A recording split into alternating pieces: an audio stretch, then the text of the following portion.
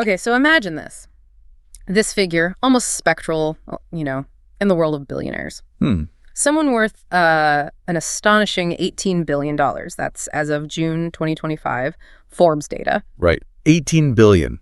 And he owns more prime California land than many entire U.S. cities. Okay. But here's the real kicker, the twist. Instead of developing every last inch. Which you'd expect. Exactly. Instead of another luxury resort, another sprawling tech campus, he intentionally, permanently gave away 55,000 acres. 55,000 acres. For conservation, just to keep it wild. Wow. I mean, that move just defies conventional wisdom, doesn't it? It really does. So the immediate question is, who is this person? And what drives a decision like that? Right. What's the thinking there? Well, today our deep dive isn't into the usual suspects, the Elon Musks, the Jeff Bezoses, the titans whose every tweet makes headlines. This is about a man you've almost certainly never heard of, Donald Bren. A very different kind of figure. Totally. He operates with extreme discretion despite owning this empire, the Irvine company. Which manages, what was it, over 120 million square feet? Over 120 million square feet, mostly Southern California. He's virtually invisible. Yeah. Yet his influence profoundly shapes the lives of millions of people. And that's precisely why we're digging into this today. Right. We want to peel back the layers, try to uncover the hidden mindsets, the philosophies behind this kind of, extreme silent wealth and influence. Silent is the key word. It really is. We'll delve beyond just the usual real estate strategies. We're exploring a kind of long-term power, maybe even a distinct philosophy that could redefine what real victory looks like today. Interesting. Yeah, we'll look at what separates billionaires who, actively shun the spotlight from those who are very publicly reshaping cities. And what can you, the listener, learn from Bren's unique approach? Exactly. What can it teach you about cultivating long-term value, about building an enduring legacy, maybe in your own work, your own life? Okay, so for this deep dive, we have synthesized some really compelling insights. We're drawing from sources like The Silent Billionaire's Empire, Donald Bren's Enduring Vision, and also a pretty revealing video called Billionaire with $18 B Gave Away 55,000 Acres. Real Estate King's Secret. Good stuff. Gives a rich perspective on someone who's masterfully avoided the public eye. Absolutely. So let's start with his financial mindset because it's radically unconventional. Definitely not typical. He wasn't chasing quick flips, quick riches. His empire was forged through this unwavering commitment to holding assets. Holding, not selling. That's key. Totally. Consider this move. It's pretty audacious. He sold his first company, the Bren Company, for $34 million back in 1970. Okay. Only to buy it back just 2 years later for $22 million. During a recession. Wow. $12 million less. Right. I mean, that's not just a shrewd business deal, is it? It reveals something much deeper about his perspective on money, on opportunity. Yeah. What does that kind of contrarian move tell us about how he approaches wealth? Well, I think Bren's real insight wasn't just about owning land. It was about redefining what land even is. How so? For him, land wasn't just some commodity fluctuating on the market. It was like the ultimate non-depreciating asset, a tangible reservoir of, time and control. Time and control. Interesting. Yeah. So while everyone else saw market crashes as, huge risks, time's to offload assets fast. Get out while you can. Exactly. Bren, with this sort of contrarian clarity, saw them as clearance sales. A clearance sale. Right. Unique windows to consolidate control, to amplify his long-term destiny, basically, at a discount. While everyone else is panicking. And it's a discount that conventional wisdom just completely missed. It shows this deep conviction. Wealth isn't just about what you pile up. It's about what you strategically protect and what you leverage over decades. It turns the simple act of holding into a kind of superpower. A superpower. And a philosophy of stewardship, you mentioned. Yes, stewardship. That's a profound word, especially for a guy who owns so much. Yeah. But what did stewardship actually look like for Bren? How did that translate into, concrete actions? Well, by the 1980s, this conviction really took shape. He joined a group to acquire the Irvine Company. Right. Then, through a series of really carefully orchestrated buyouts, by 1996, he owned every single share. Every share. Just him. Just him. Yeah. One man. Absolute unshared control of this company, managing over 120 million square feet of prime California real estate. And he steadfastly refused to take it public. Never diluted that control. Never. What's the strategic edge there? Why forego all that public capital, the potential fame even? That decision, staying private, avoiding the IPO, Yeah. it's absolutely central to Bren's philosophy. For him, control isn't about, escaping work or responsibility. It's the tool to deepen that stewardship. He famously said something like, when you hold property over the long term, you create better value. This absolute ownership means he's not answering to Wall Street every quarter. He's not dealing with the short-term demands of shareholders. There's no quarterly earnings panic. None. He can operate on a timeline measured in decades, not fiscal quarters. It lets him nurture projects, nurture whole communities for the long haul. That kind of uninterrupted vision. Wow. Yeah, it's something publicly traded companies can really only dream about. So his ambition wasn't just about grabbing property. It was about shaping entire, ecosystems. Exactly. Ecosystems. He co-founded the Mission Viejo company back in the early 60s. Okay. And apparently they meticulously planned every single detail. Street layouts, sewer infrastructure, the works. So not just maximizing square footage? No. It was about designing a comprehensive, self-sustaining future. And that vision ultimately led him to the Irvine company. Where he went from minority stakeholder to sole owner by 96. Yeah. It's almost unprecedented in modern capitalism, really. One person owning 100% of a portfolio that's estimated, over $100 billion? Mind-boggling. And it was this absolute autonomy that really freed his long-term vision. Right. So while competitors were forced to slash budgets during downturns or rush developments to please shareholders, Bren could invest on his own terms? Precisely, on his own clock. He wasn't building for quick returns, he was building for generations. And the scale of impact is huge. It's massive. His properties now intricately shape the daily lives of, over 300,000 residents, hundreds of thousands of workers, millions of visitors. Yeah, and yet, the vast majority have absolutely no idea they're navigating landscapes conceived and guided by this one single vision. He didn't build for recognition. He built for permanence. And that singular focus, that very distinct approach, it points to a unique set of personal habits, doesn't it? A very specific mindset. Definitely. We're calling it the silent billionaire mindset. I mean, try looking for Donald Bren online. Good luck. Seriously, you find this astonishing void. No TED Talks, no Twitter feed, no viral interviews. He hasn't given a comprehensive media interview since the 1980s. The 80s. His name rarely even graces the buildings he constructs. And getting a high-res photo with him, almost impossible. It's incredible in today's world. In a culture obsessed with visibility, with personal branding, Bren deliberately chose absolute silence. And that extreme anonymity, it's not just like an eccentricity.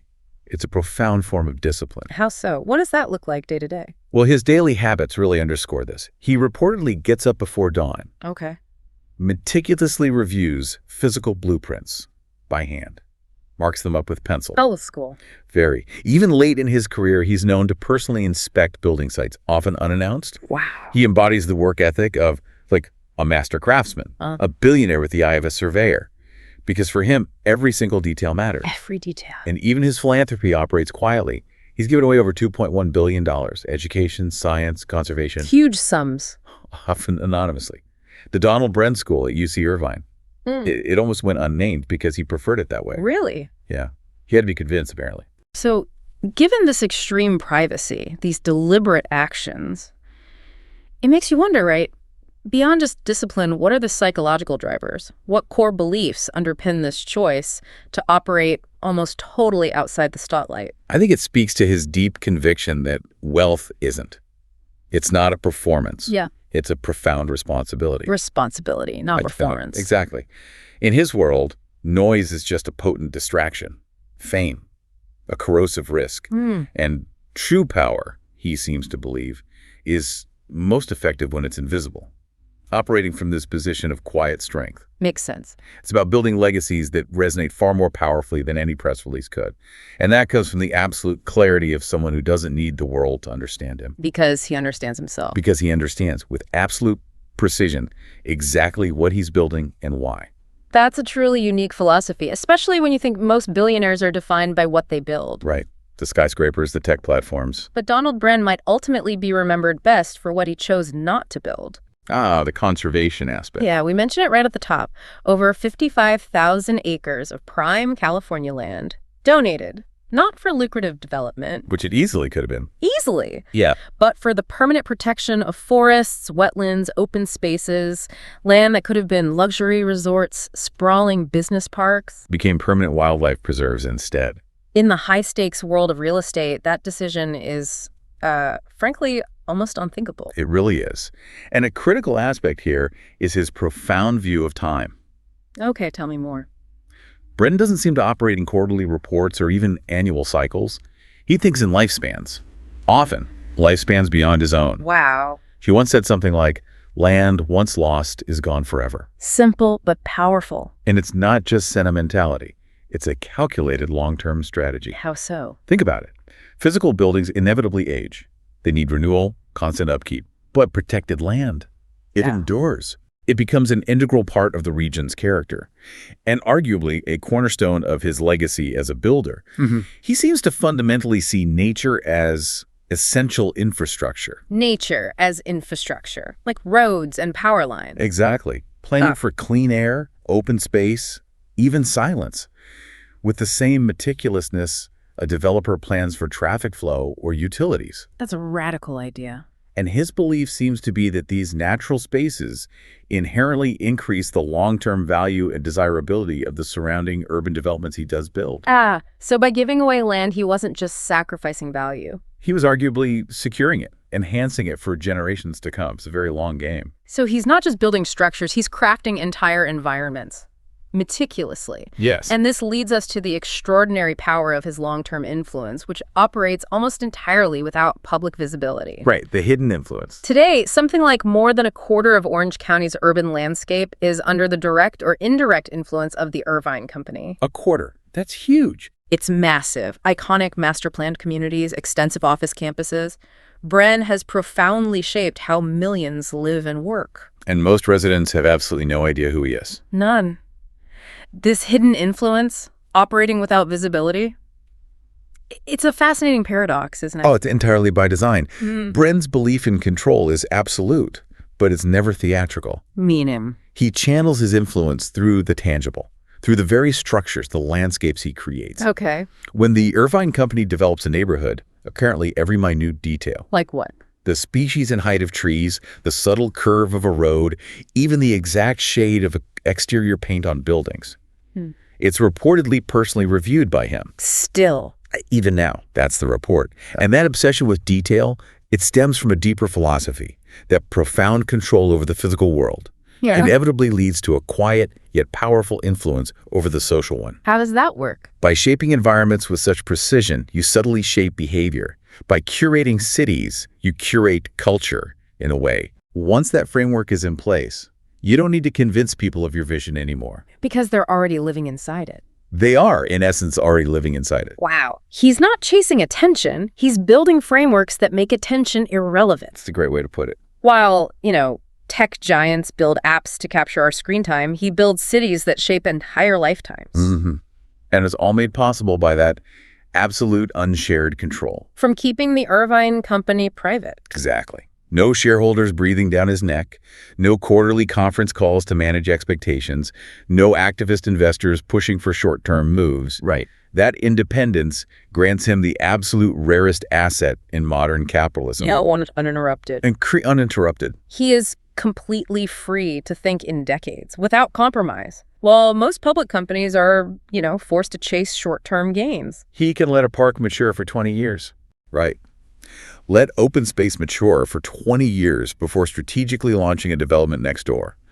This unparalleled long-term view also empowered him to act with extraordinary clarity during crises. Like the 2008 recession. Exactly, the Great Recession. While other developers were panicking, downsizing, selling off assets, Bren held firm. He kept investing. And during the COVID pandemic. Same thing. He reinvested heavily, focusing on quality, on green space, adapting, but not retreating. He isn't just playing a short game. He's playing a multi-generational game. A 100-year game, you could almost call it. And those 55,000 acres of protected land, that fits into this crisis strategy too, doesn't it? It's not just charity. Not just charity, no. It's a strategic power play disguised as a gift, in a way. Indeed. By preserving these vast tracts of undeveloped land, he doesn't just do good, altruistically. He strategically creates natural buffers around his development. around his existing and future developments. This ensures a consistent quality of life. It prevents overbuilding in adjacent areas by others. Which protects his property values. And it insulates the long-term value of his entire sprawling portfolio. It's a move so subtle, so deeply embedded in this long-term economic and environmental vision that few people probably see the full picture. Very few likely recognize its ingenious, multifaceted benefits. It makes you ask, how many billionaires truly grasp that legacy isn't just measured by how much you control, but by how long your vision endures. And how effectively it endures after you're gone. Yeah. Bren's crisis strategy isn't just about being bold when others are scared. It's about preparation. It's about preparing so deeply with such foresight that you never really have to be scared in the first place. He doesn't play to win the next quarter. He plays to own the next market cycle. And the one after that. He truly is a master of the market cycle. You mentioned buying his company back. Right, that early move. His whole empire seems built on this instinct that crises aren't just temporary interruptions, they're unique windows. Windows of opportunity, like buying his own company back for $12 million less during that 70s recession. Yeah, most people saw crisis. He saw a clearance sale on destiny. That's it, a clearance sale on destiny. And this perspective really shows how his business wasn't built on, say, excessive leverage or risky speculation. No. It was self-funded, apparently fiercely debt-averse, and rooted in the tangible stability of real assets, land, buildings. And that decision not to go public proved to be his greatest shield, his greatest enabler. Without the constant pressure to appease shareholders, he was free. Free to act with unwavering, calm, strategic intent, managing for that expansive horizon, not just a fluctuating stock price. So his logic during something like COVID was elegantly simple, really. Cities evolve, they change, but they don't disappear. So build for permanence, and you could absorb almost any shock and actually emerge stronger. He understood deeply that conservation wasn't just charity. It was insulation. Powerful insulation for his entire enterprise, allowing him to keep building even in the act of giving away. Incredible. So maybe let's try to distill the core ideas we've explored here. Good idea. First, Donald Bren's definition of wealth. It seems rooted in stewardship and protection, way beyond just accumulation. Right. Not just piling up money. Then there's the profound power he grasped in complete ownership and that uncompromising long-term vision. That freed him from short-term market pressures. The 100-year game. Exactly. And his silent billionaire mindset, that's a deliberate, disciplined choice. Anonymity, focusing on legacies that speak louder than headlines. Building things that last, not seeking fame. Then his philosophy of preserving what others might destroy. Seeing nature as vital infrastructure, thinking in lifespans beyond his own. The conservation piece, yeah. And finally, his mastery of market cycles. Seeing crises not just as disruptions, but as these critical opportunities to fortify, innovate, and grow. Yeah. If you're patient and prepared. It's a powerful combination. And his legacy ultimately isn't measured by his visibility or his fame, is it? No, not at all. It's measured by his enduring, often totally unseen impact on millions of lives in these vast landscapes. He really stands as living proof that true power doesn't need an audience. Doesn't need the spotlight. It needs patience, meticulous precision, and maybe the courage to build for permanence. Which brings us to a question for you listening right now. Yeah. In a world that seems obsessed with speed, with instant recognition, quick exits, what would you try to build? What would you endeavor to build if you really committed to, say, a 100-year game, prioritizing lasting impact, quiet stewardship over immediate applause or short-term profit? That's a deep question. What would you choose to preserve, to cultivate, rather than just construct or consume? It makes you think. And if this deep dive has shifted your perspective at all, maybe on wealth or time or what legacy means, consider this. If you've ever built something quietly, meticulously, without a lot of fanfare, or if you believe real power lies in knowing what you'd never compromise, what you'd never trade, then maybe, just maybe, you carry a piece of Donald Bren's blueprint. Interesting thought. So we invite you to reflect. What are you quietly building right now? What enduring vision are you cultivating, maybe unseen by the world, that you intend to echo for generations? Yeah, what's your long game? Exactly. Remember, you don't need the spotlight to shape the future. Sometimes the most profound influence is the one nobody sees coming. Because it was never about being seen in the first place. It was about seeing further.